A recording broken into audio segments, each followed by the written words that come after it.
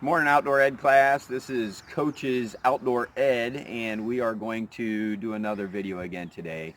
It is Saturday, March 28th, and we are going to do some morel hunting. It rained a lot last night. It's been warm for the last few days. I mean, I cannot imagine we won't find some morels. I'm in a spot where I found a few last year, and we found a lot of dryad saddle, which is also called pheasant back last year. And so we're going to be hunting in this space kind of along the river bottom. We're going to be hunting around elm trees, maple trees, ash trees, which are all really good trees to find morels. I'm not saying you can't find morels out in your oak, hickory, hardwood forest, because you definitely can. You know, obviously you want to look for those morel mushrooms around mature trees. They're going to grow in relationship to those very mature trees. So as soon as you see a huge oak tree, especially if some of it's dying or if it's already dead, you know, then those morels may be around that tree. But really, they are wherever you find them. So, you know, I can't tell you exactly what trees to go to. You just got to get out and hunt and start looking around. As a matter of fact, the school property isn't a bad spot to find morels. Kids find morels there every single year. We find a few yellow morels, and then later in the season, like in another few weeks, last year we found some half-free morels. So you get out and hunt the trails at the school property too, honestly. All right, so last video we didn't get a chance to go over some of the tools that I use whenever I'm mushroom hunting. I have that quick right now. Okay, you can see that right now I'm carrying probably the most important tool for a morel hunter, and that is going to be your knife. This one, however, is absolutely worthless with mushroom hunting. It's super tiny. It's great for cleaning your fingernails or cleaning a squirrel or something like that, or a rabbit. But if you find a big old pheasant back, which hopefully we're going to find today, you're like cut about 1.5 million times on the thing. So this is worthless. All right. My favorite mushroom knife is one that I got online. It's like $13. It's got a hooked blade. It's not a long enough blade in my opinion, but with the hook blade it can get in behind the mushroom and slice it off real easy. You don't want to be pulling your mushrooms up out of the ground and yanking them up by the mycelium. We're not going to say roots because it's called mycelium. So you want to always cut your mushrooms off flush to the ground, and that leaves that mycelium intact so that it can obviously fruit up more mushrooms. And then this comes with a brush on the end of it, which is almost good enough in some situations. But if you've got, you know, a bunch of chanterelles that are dirty because, you know, they got rained on and it splashed muck and sand and stuff on them, I usually carry with me an actual paintbrush, like an 1.5 or 2 inch paintbrush. And this will clean them off a whole lot quicker than this little brush will. So both these will go with me today in my pack. And then we've got some other knives here. This one has several different blades on it, but by the time you try to figure out which blade you have to open, you're frustrated, all right? So, plus the one blade on this, the utility knife blade is great to have, but again, I don't know, it's a little teeny tiny blade, so I don't like that one. The knives like I have in my pocket that are going to be a foldable knife, it takes time to open them up constantly, but obviously that's a nice size blade and it's a good knife to have. Okay, I like ones that, you know, you can take out permanently. If you want to get all tactical on your mushrooms, be like, I got you, Morchella. Right? And that's fine and dandy for show. But, you know, something with a long blade that you can get underneath the mushroom and cut it out. So, get that back in my pocket. Okay, this is the knife that Peyton or Mom's going to carry today. We've got the whole family here. So that's really easy, comes out of your sheath. It's got a nice long blade. Right, it's a fixed blade, so you don't have to open it up like a folder, so that has a huge advantage. And then you've got this one here, which is probably too big for anything, but looks pretty cool. Okay, so nobody's going to carry that. I just wanted to show it because, you know, if you watch Crocodile Dundee, well, that's a knife. And if you really want to get serious, all right, that'll take out any mushroom you got, a little action, and you're done. Okay. I was just joking about that. Don't take those out and whip them around. You're going to cut your own arm off and bleed out. Okay, so that's not good.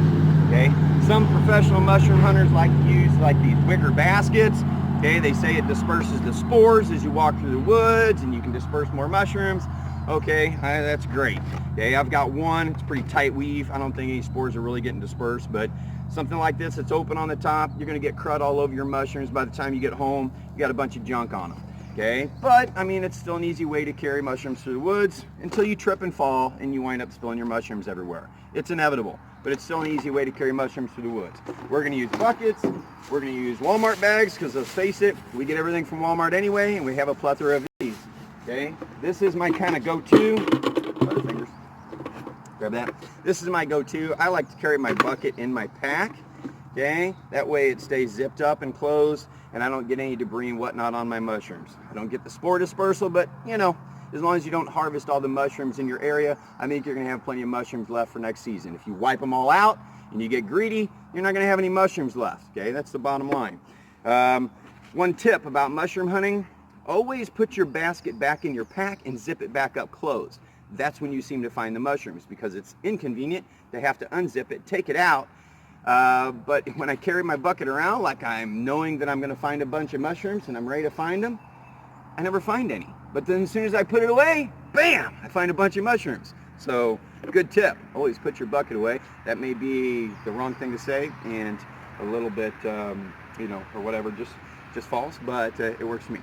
So, all right, that's it. Whole family's going morel hunting. Let's go find some mushrooms.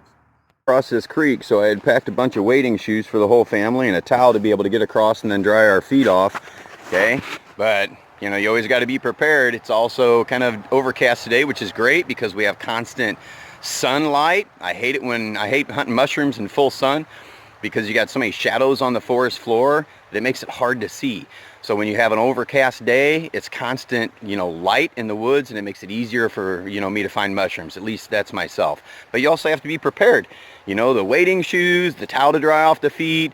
I didn't want to pack waders in, but I can darn sure leave some wading shoes on the opposite side of the creek. And then we've got ponchos and rain gear in case it rains, so nobody gets hypothermic. But we're not going much far away from the trail, so the odds of getting lost are pretty slim. We all have bright colors on, if you can see. Whole family's over there. Oh, trip and fall. That's great. Don't have a stretcher to carry us out of the woods. Okay, none of them wanted to be on camera, but there's all three of them except Colton. He's in orange, but the rest of us are in yellow, so we can see each other well. Colton, I guess, is the libero of the group. If you're a volleyball person, you get that. Okay, let's go find some morchella, young fellow. On that trail, oh my goodness. Now, a lot of times on the side of the hill, you find a trail like this is actually just a wash. But there are deer tracks all over this thing. Plowing their way down through there. There's the family way down the hill. Can see them? And I'm up here on the side of the hill scoping all these dead logs. I'm going to find some saddleback up here for sure before we get to the morel spot. Peyton found the first mushrooms of the day. Unfortunately, they are the most deadliest mushrooms of the day. Okay, and these are called deadly gallerinas. You can see the size of them. Now they get bigger than that. There's another one over here. Okay, so they'll get up to 2 inches in size even. Basically, they fall into the LBM category, little brown mushrooms. You don't eat any little brown mushrooms ever, because it's difficult to identify, you know, what type of mushroom they are, because there's so many of them. And there are a lot of them that are poisonous, and some of them like this that are deadly. The deadly gallerina grows on wood. Okay, they're pretty small. They have a cinnamon brown spore print, if I remember right, and their gills are like a cinnamon, I don't know if I can focus it in, there you go, like a brown cinnamon color. Okay, so very, very dangerous mushroom. Okay, actually not just dangerous, but deadly mushroom. So if you eat that, you will feel fine for about 12 hours. And then after about 12 hours, you'll feel upset to your stomach and sick and nauseous. I think there's some more over here somewhere. Yep, there we go. Some growing right down under here. Okay, oh man, the really cinnamon colored gills on that one. Okay, and you can see more here. Very dangerous. Anyway, you'll feel sick and nauseous. I'm sorry, I got a bunch of sunflower seeds in my mouth trying to talk. You'll feel sick and nauseous after about 12 hours, and then your symptoms will go away, and you'll feel fine. Meanwhile, over the course of the next 5 to 7 days, you know, those amanita toxins in that mushroom are attacking your liver and attacking your kidneys and just pickling your liver, like major cirrhosis or something, right? And then you wind up in the hospital going into liver failure. So again, you got to know what mushrooms you're collecting and be able to identify your mushrooms 100%. But avoid all mushrooms in the LBM, little brown mushroom category. Colton spotted this cave. Pretty cool.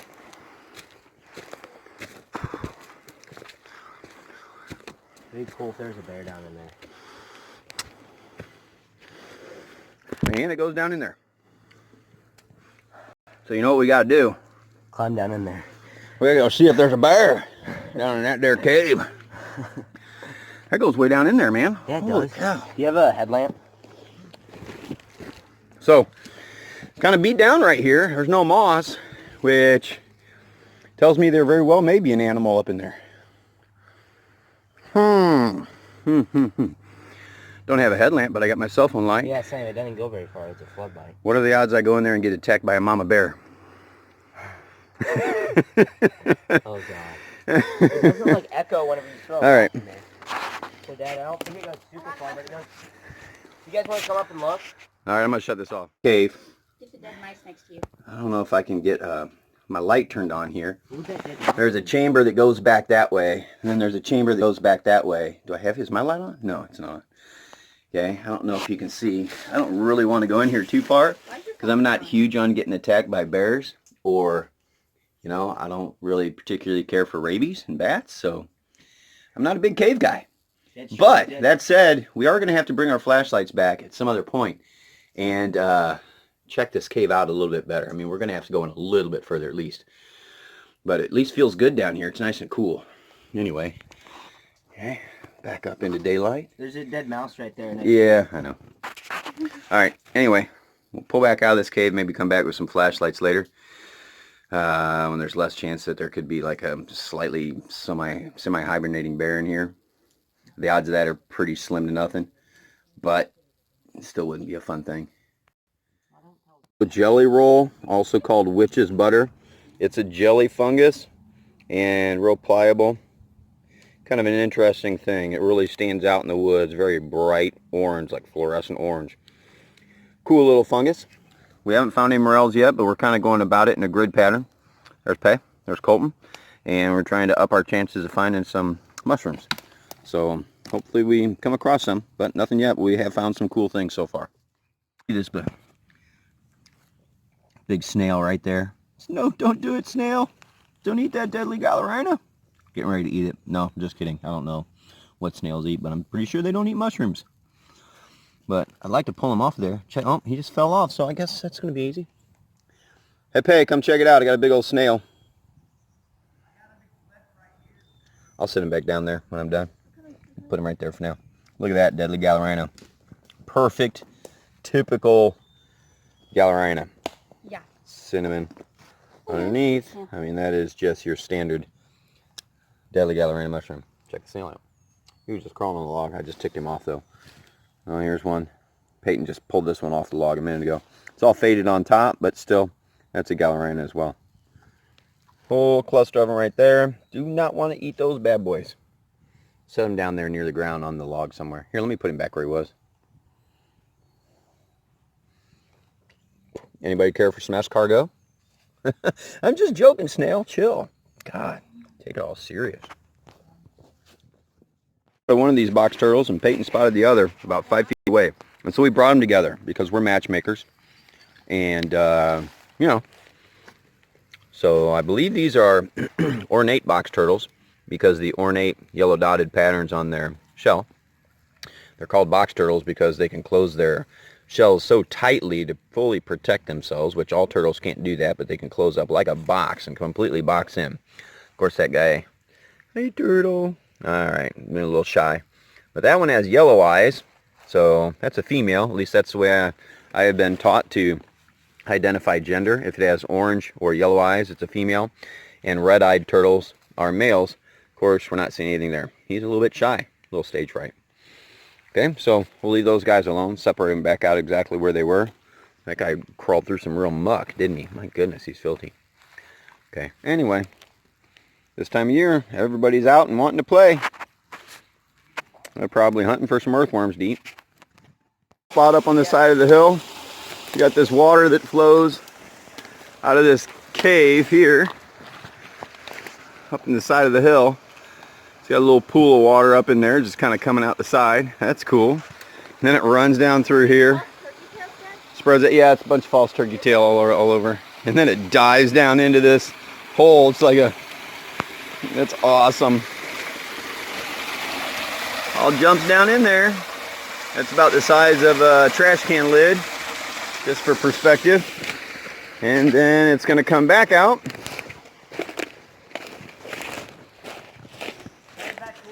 Down there. And then runs all the way down to the river. Pretty neat. The truck, mushroom hunting's just like any other type of hunting. You got to stay optimistic until you're back at the truck. You never know what you might find, you know, whenever you're doing any type of hunting. Unfortunately, we struck out with morels, which is called morchella, and saddleback, or sorry, pheasantback, also known as dryad saddle. Don't have a picture of it on me, but you guys can look it up and Google it. We struck out on that too. The temperature's right, the moisture level is right, the time of year is right, everything is right, except we haven't had a whole lot of sun, so maybe that's it. Maybe it needs more sunlight in order to pop those things out. But so we didn't find any mushrooms. I'm pretty frustrated. I'm done mushroom hunting, I think, pretty well. I hate mushroom hunting. It's the worst thing, except for maybe until this afternoon, and we'll go out at school or something, try to find somewhere else, or out to the property and try to score on some wood here. Anyways, so Peyton did find some edible mushrooms. We did find some edible mushrooms. Now, there's not much to them though, so Peyton, you want to zoom in on your hexagonal pored polypore mushroom is what it's called, a hexagonal pored polypore. Very tiny little guy, looks like a pheasant back, except a pheasant back can get to be 2 foot in diameter. Okay, and if you zoom in on the back, you can see why it's called hexagonal pored polypore. All right, so pretty cool. But these are an edible mushroom. If you get them when they're too big, they're very, very tough. But if you give it just a little nibble, oh, very tender. It's gonna be good. Of course, you gotta, you know, cook all mushrooms. Can't eat them raw. But it's very tender. We can cook them up. They don't taste like much, but we had a good time. We enjoyed our time with our family, and it was a nice hike. We found some cool stuff, and best thing yet, it's a corona-free environment.